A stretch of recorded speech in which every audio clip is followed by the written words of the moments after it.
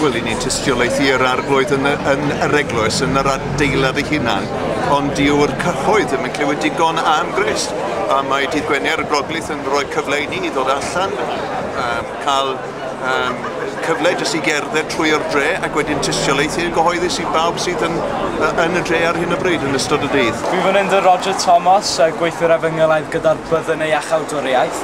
So Roger, pam bryn bwysig i ni ddod mas ar heddi o bob diwrnod i Efengylu? Wel, beth yw yma? Wel, y rhan yma ar byd, mwy a mwy ti'n teimlo bod nhw'n anghofio am Iesu Grist. So, jyst mor bwysig, Gwener y Groglith i atgoffa pobl beth mae i gyd yn bwyty, achos Gwener y Groglith gwyl banc yw ond fel yn gweud, y pobl yn anghofio, so mae'n bwysig bod ni'n atgoffa nhw beth mae Gwener y Groglith yn bwyty gwir ysyd. So then Roger, beth yw Gwener y Groglith?